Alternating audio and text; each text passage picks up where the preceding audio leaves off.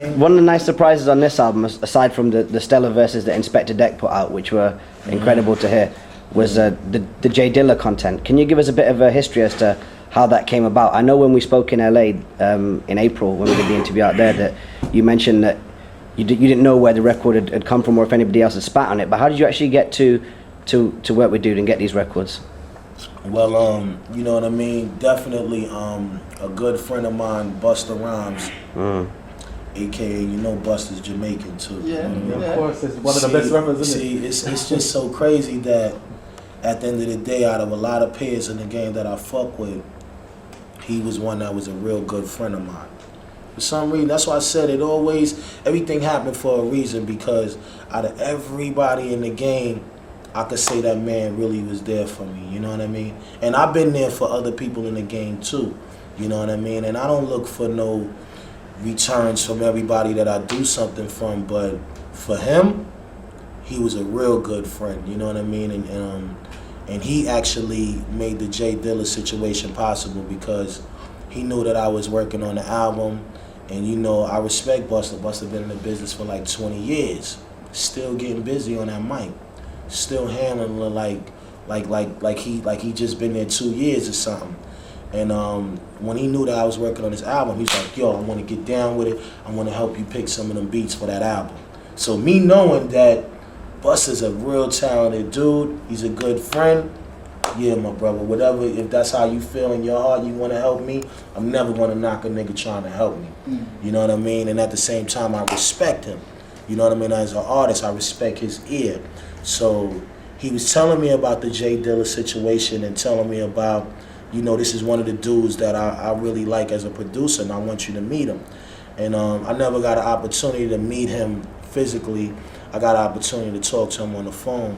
But I remember Busta telling me, yo, it's this beat that he got that is made for Wu-Tang Clan. I'm looking at him like, yeah? I'm like, yeah, you sure? And he's like, what? I'm sure, you know what I mean? And next thing you know, he came with the beat and he played it. And when he played it, automatically I was like, this is RZA shit, you know what I mean? But it was fly to me to see that somebody else, because you know a lot of producers, everybody likes to go into each other's bag and try to make stuff like, you know what I mean, like each other.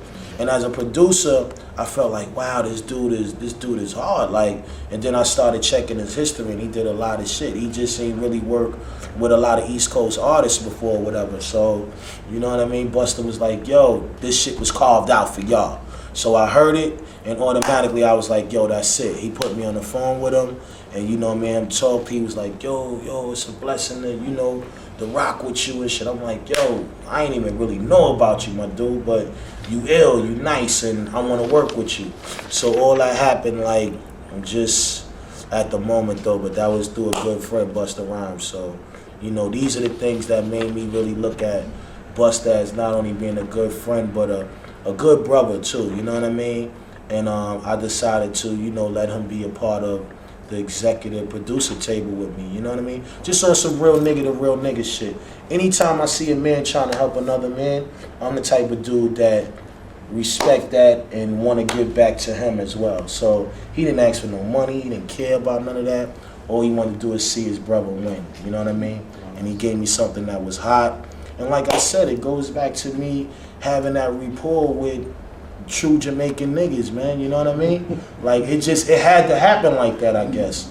You know what I mean? And I guess that he just felt like, yo, because he always is saying, yo, you inspired me so much, you know what I mean? Because I don't look at myself as being somebody that's better than the next one, you know what I mean? I don't got time to think about that. I look at it like, yo, you a real nigga, I relate to real niggas, you know what I mean? And it just happened, you know what I mean? He came with something that was hot from one of his peoples, and it was like, yo, next thing you know, it's on and popping, you know what I mean? And when I tell you that man called me every fucking other day for like the last 3 years straight, and I remind you, he's an artist too. He ain't got to worry about me. I check for me like that. But this dude was calling me like every other day to just see if I'm in the right state of mind, you know what I mean? Because he know that a nigga was going through his hell too, as far as dealing with the clan, dealing with my own personal life.